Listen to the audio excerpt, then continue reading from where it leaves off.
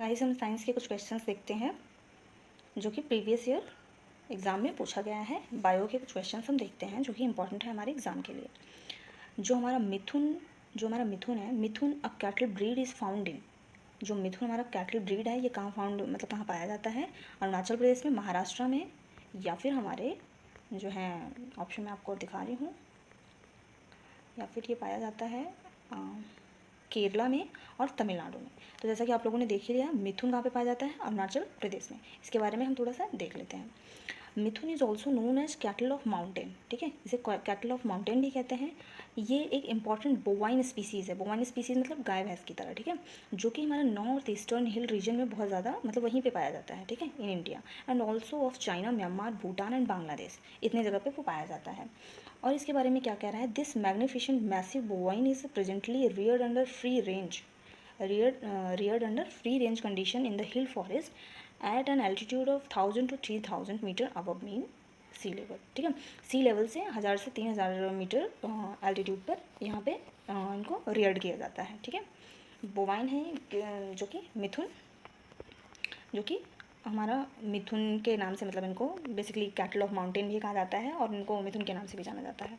हमारा next question क्या है? Which of the following has the highest protein content पर ग्राम?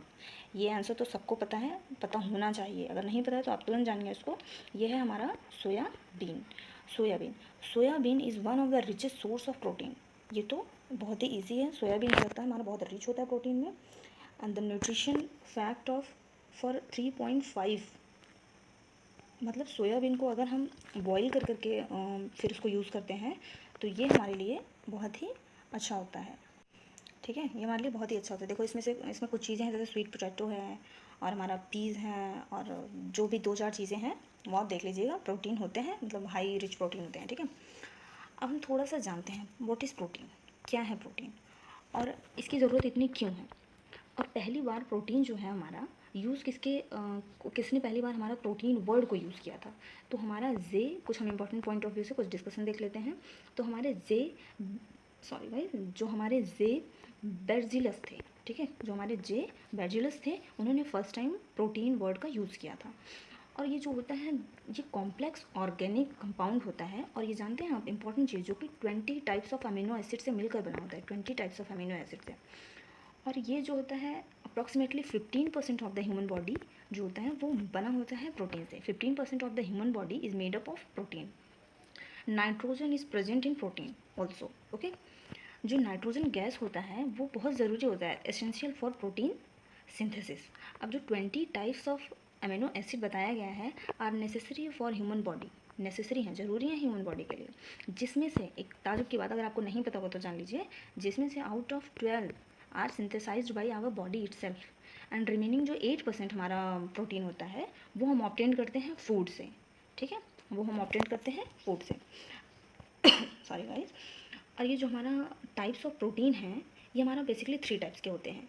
एक तो हमारा सिंपल प्रोटीन हो गया, सिंपल प्रोटीन, और एक हमारा कॉन्जुगेटेड प्रोटीन हो गया एंड एक हमारा डेराइव्ड प्रोटीन हो गया, ठीक है, एक हमारा डेराइव्ड प्रोटीन हो गया। प्रोटीन का वर्क क्या है हमारी बॉडी में, प्रोटीन का फंक्शन क्या है हमारी बॉडी में?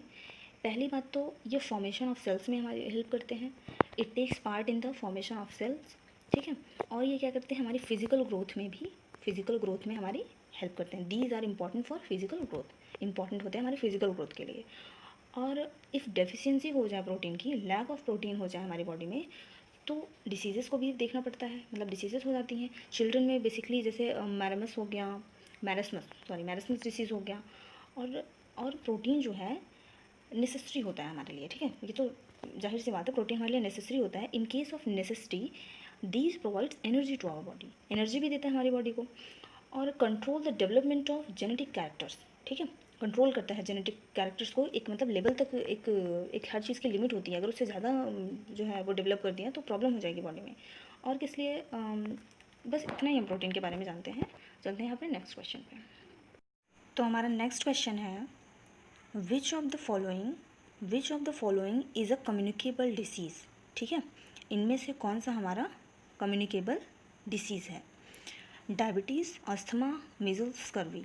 इसमें साफ साफ पता चल रहा है डायबिटीज़ भी नहीं है, अस्थमा भी नहीं है, स्कर्वी भी नहीं है, हमारा मीज़ल्स है, ठीक है। तो मीज़ल्स के बारे में कुछ देखते हैं। मीज़ल्स क्या होता है हमारा?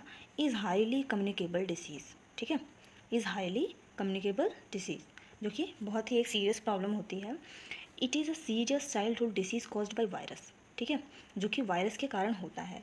It is easily spread by, मतलब कम्युनिकेबल डिसीज़ क्यों होता है, कैसे होता है, स्नीजिंग से, कफिंग से, इवन अगर हम बात करते हैं इन्फेक्टेड पर्सन से तो भी हो जाता है, रनी नोज से होता है, ठीक है। तो it is spread by coughing, sneezing और even talking to an infected person. Measles began with a fever, runny nose and cough, ठीक है। इस वजह से हमारा कम्युनिकेबल डिसीज़ ही मीजल्स हमारा होता है। तो ये हमारे कुछ कम्युनिकेबल डिसीज़ के नेम हैं, ठीक है, ये हमारे कुछ कम्युनिकेबल डिसीज़ के नेम हैं, जिनमें से हमारा नेम ऑफ डिसीज़ेज है एंड मोड ऑफ स्प्रेड है, ठीक है। कॉलेरा, कॉलेरा हमारा होता है, टाइफाइड होता है, और जिसको हम जॉन्डिस कहते हैं वो होता है, और नॉर्मल फ्लू होता है, मतलब सर्दी जुकाम होता है, एंड ट्यूबरक्लोसिस होता है, एंड मलेरिया भी होता है, एंड टिटनस भी। ये सब हमारे सारे कम्युनिकेबल डिसीज़ हैं। ये सारे किस किस वजह से होंगे, ये सारे होंगे काफिंग से, स्नीजिंग से, रनिंग नोज से, और जो पर्सन इन्फेक्टेड है उससे बात करने से, ठीक है। इसकी वजह देखो food and water he maximum की वजह है, ठीक है, और एयर के थ्रू भी, और मॉस्कीटो के थ्रू भी, मानो वही मॉस्कीटो मुझे काट रहा है, फिर वही मॉस्कीटो आपको काट ले रहा है, तो फिर भी। और किस वजह से होता है, bite wound expose to dust और रस्टेड आइटम्स, ठीक है, इस वजह से भी हो सकता है। तो मैक्सिमम की वजह देखो, पहली बात तो कॉलेरा, टाइफाइड, मतलब मैक्सिमम की वजह होती है कंटामिनेटेड फूड एंड वाटर, और उसके बाद एयर सेकंड पे आ जाता है, और थर्ड पे हमारा मॉस्कीटो, और मतलब जहाँ पे घाव है, या फिर घाव तो नहीं कहेंगे, मतलब एक इन्फेक्टेड पर्सन किसी के थ्रू मानो जूठा खा लेने से या फिर टच में रहने से, इस वजह से होता है, ठीक है। तो हम थोड़ा सा कम्युनिकेबल डिसीज़ के बारे में देखते हैं। कम्युनिकेबल डिसीज़ का अभी हमने बताया कि मेन वो क्या होता है इसको फैलने का, एयर होता है, एंड बात करने से, अभी वो पीछे हमने देखा cough and sneezing, running nose, ये सारे होते हैं। देखो बेसिकली हमें डिसीज़ में, ह्यूमन डिसीज़ में हमें एग्जाम पर्पज से देखना है, तो हम क्या मेन चीज़ हमें याद रखना चाहिए, मेन चीज़ हमें ये याद रखना चाहिए कि कौन सी डिसीज़ किस वजह से हो रहा है। Suppose disease caused by protozoa हमें पता होना चाहिए, and disease caused by bacteria, disease caused by virus, and disease caused by, ऐसे ही किस वजह से हमें हो रहा है, ठीक है। सबसे ज़्यादा कन्फ्यूजन इन्हीं से होता है, और सबसे ज़्यादा क्वेश्चन भी इन्हीं से ही पूछा जाता है, ठीक है। सपोज अगर हम प्रोटोजोआ से, अगर 3 मानो बना लिया जाए, हम प्रोटोजोआ से देखिए कि जो है सबसे ज़्यादा डिसीजेज कहाँ पे होते हैं, मतलब प्रोटोजोआ से कौन कौन से डिसीजेज होते हैं। सबसे पहले हमारा नाम आ जाता है, और जो कन्फ्यूजियस होता है मलेरिया, लोग बैक्टीरिया या फिर वायरस में रख देते हैं। जो हमारा मलेरिया होता है वो हमारा प्रोटोजोआ से होता है, और जो हमारा पायरिया होता है दांतों में, वो भी हमारा इससे होता है, प्रोटोजोआ की वजह से होता है। और जो स्लीपिंग सिकनेस होता है ये भी प्रोटोजोआ की वजह से होता है। डायरिया भी हमारा प्रोटोजोआ की वजह से होता है, और काला अजर भी हमारा प्रोटोजोआ की वजह से होता है, ठीक है। अब इन सब में जो पैरासाइट्स होते हैं और जो कैरियर होते हैं ये भी हमें याद रखना चाहिए। सपोज जो इंपॉर्टेंट है, जैसे कि मलेरिया का हमें पता होना चाहिए, मलेरिया का क्या होता है, मलेरिया का कैरियर क्या होता है, फीमेल एनोफिलिसीज। और इसका क्या होता है, किस वजह से क्या हो रहा है, कौन से पार्ट इफेक्टेड हो रहे हैं, ये सारी चीज़ें हमें याद करना बहुत ज़्यादा ज़रूरी होता है। सिम्टम्स क्या क्या होते हैं मलेरिया में, क्या होता है, फीवर विथ शिवरिंग, मतलब कपने के साथ फीवर हो जाना। और जो होता है स्लीपिंग सिकनेस में क्या होता है, फीवर विथ सिवर स्लीप, इसमें भी वही है। और कालाज़र में हमारा हाई फीवर हो जाता है। और मलेरिया में सबसे ज़्यादा इफेक्टेड हमारा ऑर्गन क्या होता है, आरबीसी, लिवर, ठीक है, आरबीसी एंड लिवर हमारा सबसे ज़्यादा इफेक्टेड होता है। और स्लीपिंग सिकनेस में तो ब्रेन, ये तो पता ही होना चाहिए, ब्रेन होता है हमारा स्लीपिंग सिकनेस में। और उसके बाद जो है हमारा, अगर हम देखें बैक्टीरिया से कौन कौन सी डिसीज़ होती हैं, बैक्टीरिया में सबसे पहले हमारा आ जाएगा टाइफाइड आ जाएगा, कॉलेरा आ जाएगा, एंड टिटनस आ जाएगा, एंड ट्यूबरक्लोसिस आ जाएगा, एंड डिप्थीरिया आ जाएगा, प्लेग आ जाएगा, वूपिंग कफ आ जाएगा, लेप्रोसी आ जाएगा, जिससे हमारा नर्वस सिस्टम जो है काम करना बंद कर देता है, इन्फेक्टेड ऑर्गन नर्वस सिस्टम आ जाएगा हमारा। और डिप्थीरिया में हमारा क्या आएगा, रेस्पिरेटरी ट्यूब आ जाएगा। ट्यूबरक्लोसिस में हमारी लंग्स जो होता है वो हमारा ट्यूबरक्लोसिस से इफेक्टेड होता है। टाइफाइड में हमारा इंटेस्टाइन। इसमें बहुत कन्फ्यूजन होती है, एक तो टाइफाइड, एक तो ट्यूबरक्लोसिस, एंड दूसरा हमारा मलेरिया। तीनों में देखो क्या क्या, मलेरिया में हमारा आरबीसी और लीवर इफेक्टेड हो रहा है, एंड टाइफाइड में हमारा इंटेस्टाइन हो रहा है, एंड ट्यूबरक्लोसिस में हमारा लंग्स हो रहा है, ठीक है, ट्यूबरक्लोसिस में हमारा लंग्स हो रहा है। और कॉलेरा में हमारा क्या हो रहा है, कॉलेरा एंड टाइफाइड बोथ में हमारा इंटेस्टाइन जो है इन्फेक्टेड होता है। और बैक्टीरिया से और होने वाले कौन से हैं, और लेप्रोसी भी मैंने बता दिया, जिससे नर्वस सिस्टम होता है। प्लेग से हमारे लंग्स और ये होता है। एंड ट्यूबरक्लोसिस में हमारा ये हमारा कॉलेरा में जो होता है, नेम ऑफ बैक्टीरिया क्या होता है, विब्रियो कॉलेरा, विब्रियो कॉलेरा, जो कि बहुत बार पूछा गया एग्जाम में। एंड हमारा प्लेग में क्या होता है, प्लेग में मैंने बता ही दिया, लंग्स जो है इफेक्टेड होता है। और कॉलेरा में हमारा पता कैसे चलता है हमें, सिम्टम्स क्या होते हैं, हमारी वॉमिटिंग सबसे ज़्यादा। और टाइफाइड में हाई फीवर विद हेडक होगा, ठीक है, हाई फीवर विद हेडक। और हमारा ट्यूबरक्लोसिस में रिपीटेड कफिंग होगी आपको बहुत ज़्यादा। प्लेग में हमारा क्या होता है, वेरी हाई फीवर, बहुत ज़्यादा फीवर हो जाता है आपको। और यही सारे सिम्टम्स हैं। अब हम थोड़ा सा वायरस में देख लेते हैं। वायरस से हमें कौन कौन सी डिसीज़ होती हैं। वायरस से तो बहुत ही खतरनाक डिसीज़ होती है, क्योंकि बैक्टीरिया को हमें पता है कि गुड बैक्टीरिया बैड बैक्टीरिया दोनों होते हैं, बट वायरस तो हमेशा बैड ही होते हैं, ठीक है। Virus always bad. और वायरस में हमारा सबसे बेकार, मतलब सबसे ज़्यादा अनक्योरेबल कह सकते हैं, एड्स हो गया हमारा, डेंगू हो गया, पोलियो हो गया, इन्फ्लुएंजा हो गया, चिकन पॉक्स हो गया। जो नॉर्मल फ्लू वगैरह होते हैं ये वायरस से होते हैं हमें। और लाइक कोविड-19 भी एक हम फ्लू ही कहेंगे इसे एक तरह का।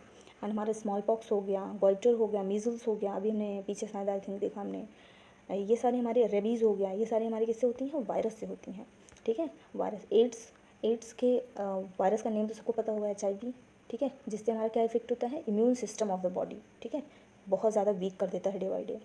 और हमारे डेंगू में क्या होता है, इसमें तो इसके वायरस में तो बिलियंस ऑफ वायरस होते हैं डेंगू में, तो कोई फिक्स नेम नहीं है। और डेंगू, इसके सिम्टम क्या होते हैं, अगर आपको डेंगू हुआ हो तो आँखों में दर्द होता है, पेन इन आइज़ होता है, और हेड एंड जॉइंट्स में भी दर्द होगा आपको, ठीक है। पोलियो में तो वायरस इसका इजी है, पोलियो वायरस ही होता है, इसमें भी फीवर होता है और बॉडी पेन होता है। और चिकन पॉक्स में हमारा क्या होता है, नॉर्मल होल बॉडी हमारा इफेक्टेड होता है पहली बात तो, और इसमें मिक्सो वायरस होता है, ठीक है। ये सारे हमारे वायरसेस हैं।